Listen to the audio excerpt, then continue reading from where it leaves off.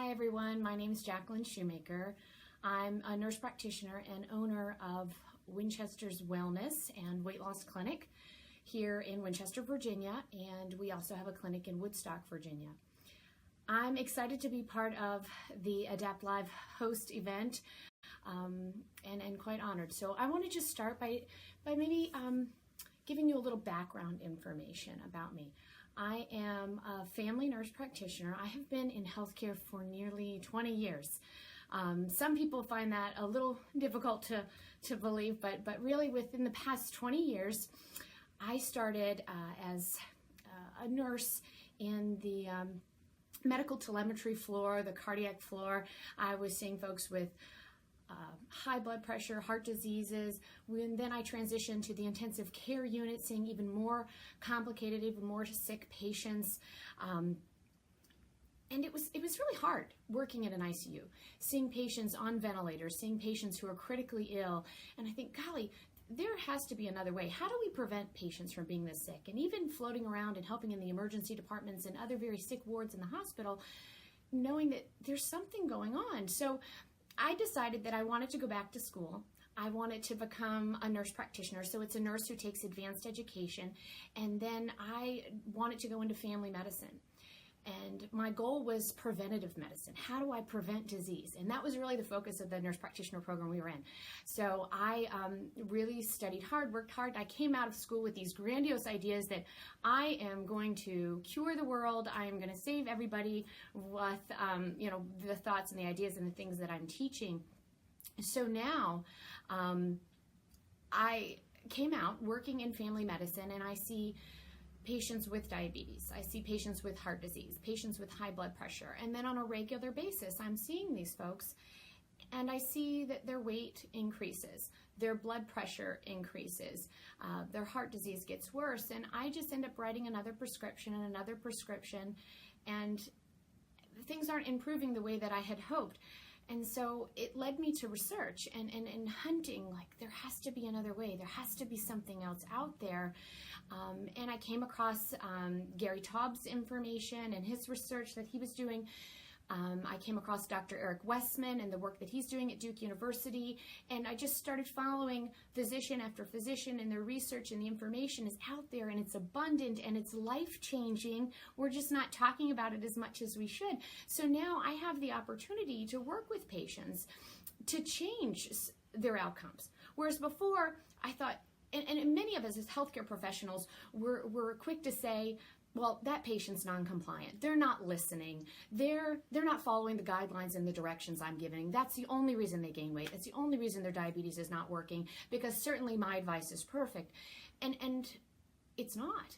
And you take and look with a global lens on what's going on and on a larger scale, and you see the whole world doesn't teach what we teach here in the United States.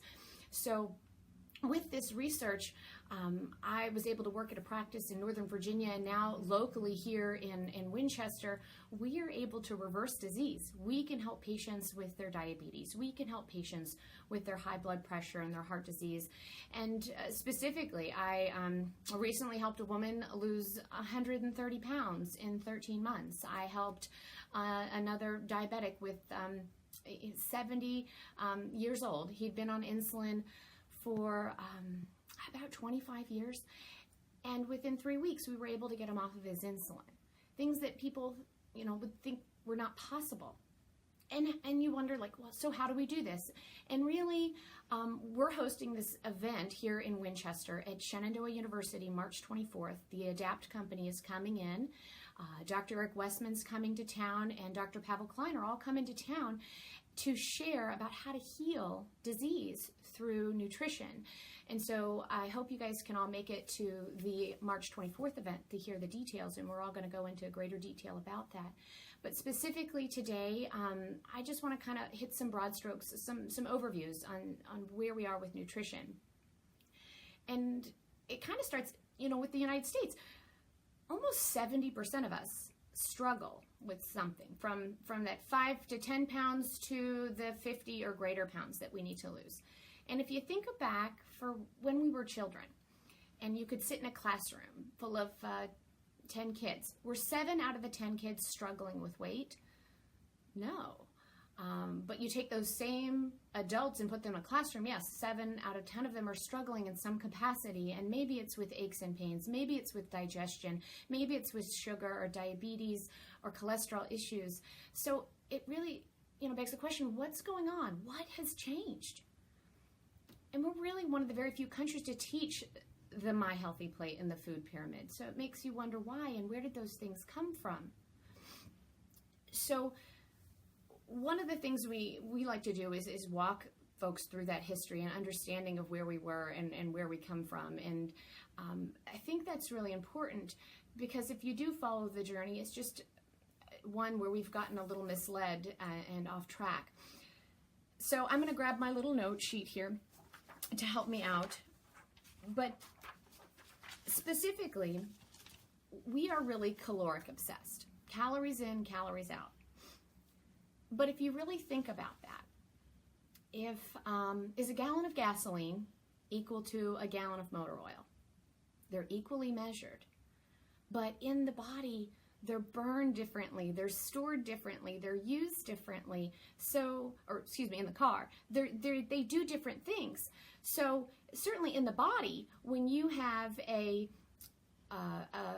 1 calorie of fat, 1 calorie of carbohydrate, 1 calorie of protein, yes, they're burned differently, they're used differently, they're stored differently in the body. So just because they're measured equally, and it takes 4 calories to get to a gram for a carb, 4 calories to get to a gram for a protein, and 9 for the fat, we simply look at that, fat's bad because it took more calories to get there.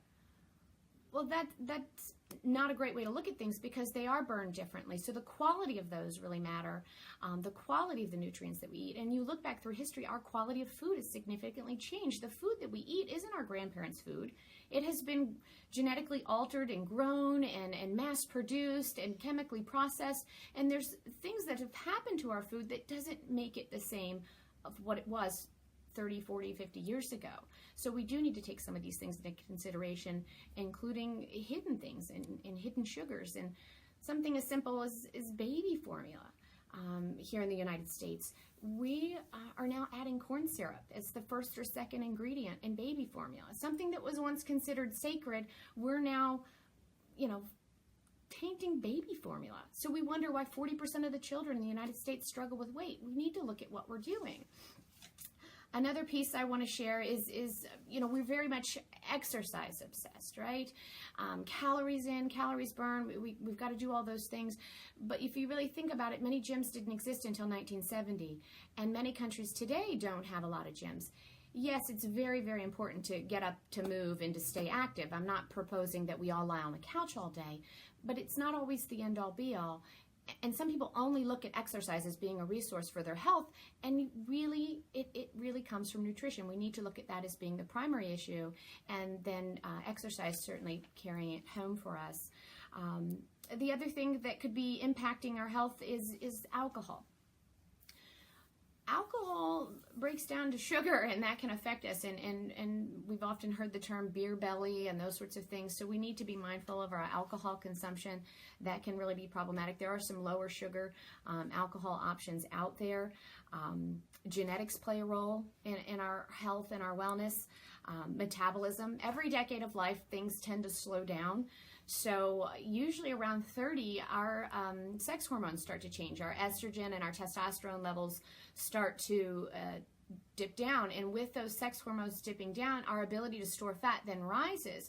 So again, more things that we need to take into consideration at the aging process. Cortisol, stress, right?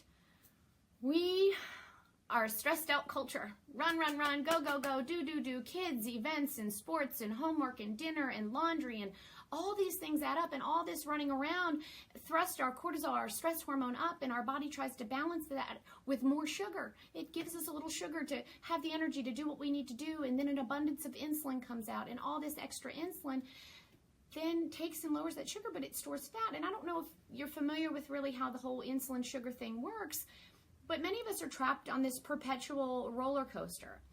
So when we eat something, our blood sugar rises. And then insulin comes out and it will lower our blood sugar. But what's happening during that point? So if you were to have a little cartoon and this is it's very much more complex, but I'm going to simplify it here. If you had insulin, it was a key, and your cell had a little door. The insulin would open the door of the cell and allow the glucose or the sugar molecules in the cell. But on the American diet, the cells are full. The cells are saturated. There is no room in the end. So the door goes closed.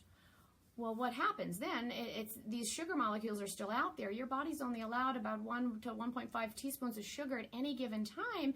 And if you open that door with the insulin and then the cell's full, the door's closed, so what do we do with all this extra sugar that's out here? The body then begins to make more keys and more keys and more keys and more keys. And then we have an excessive amount of keys. And do more keys open a locked door? No, the door's locked. That's where we hear those terms insulin resistance. So maybe it's not really the insulin resistance. Maybe it's the fact the cell's full and we don't look at what caused the cell to be full, the excessive amount of carbohydrate or glucose intake. So then insulin has a plan. Our body has, a backup plan. It wants homeostasis. So now insulin is going to gather up the sugar molecules that are still left in the bloodstream. It's going to help take it over to the liver, and it's going to change that. And, so insulin will lower that blood sugar. But now what's happening in the liver, that sugar is being stored as a fatty liver, as it's going to elevate your cholesterol, and it's going to store fat on the waist, tummy, hips, and thighs. So we definitely need to be mindful of the impact of insulin and sugar on our body. And often we want to blame fat for those things, fat for the high cholesterol, fat for the weight gain. But if you think about it in the sense that when you eat, or how about this, in a fire, you can throw a log into a fire. If you throw a log into a fire, will it make a log? No more is it like eating that fat going to turn into fat. It's really the sugar and the insulin that's the root cause of that. So those are just some things to think about of all the concepts that might possibly impact our health and our sugar. That's just kind of a tidbit. The other little piece that we talk about sometimes is different names, I guess. Different names for different types of eating. There's various names. It's really what we like to encourage is cutting sugars and starches. Some people call it keto. Some people call it banting. Some people call it low carb, high fat, modified Mediterranean. It has many names you can look up and research.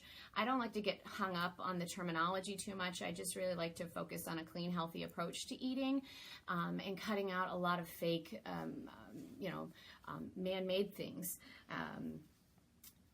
So people can talk macros, and we could do that on an individualized basis to see if that helps folks, but we don't want to get people too stressed with that right at this moment. We like to teach folks to be simple and to make it easy when following a lifestyle. Your meats and your proteins are generally okay. Your vegetables, a couple of fists of vegetables a day, or a couple of fists of salads, a handful of vegetables a day are really realistic, and that's something that Dr. Westman himself really encourages. You're mindful with your fruit, and salt is important, and we really encourage replacing some of the salt because your body needs that. When it's in a cleaner lifestyle, it tends to be in a state of diuresis. You're peeing a bit more, you're losing more salt, so you definitely need to replace that, listening to your body. And with certain medical conditions and issues, you should be under the guidance of a healthcare professional as they're monitoring your progress through a program like this. Yeah, so we just kind of scooting through some couple of notes for you because I don't want to overwhelm you with too much. But that's kind of what we like to share, just some quick broad strokes overview of the nutrition that we teach, a snippet of the history. I mean, you can get into Banting and his story, or post-World War II and what happened here in the United States and how our food changed, but it's really about finding a clean, healthy approach to nutrition, finding a healthcare professional or someone around that's willing to guide you in the right direction to a path of health and wellness by eliminating a lot of these sugars and starches and highly processed, highly manufactured foods that really aren't helping us. We want to also, again, encourage you to attend the event on March 24th to get into greater detail about health and wellness and healing the body through food and nutrition. That's going to be at Shenandoah University at the pharmacy school in the auditorium there. There's an Eventbrite link to purchase tickets. And then we want to also encourage you to subscribe to the Adapt Your Life link. So I hope that you found some of that informative and helpful. And thank you so much for listening.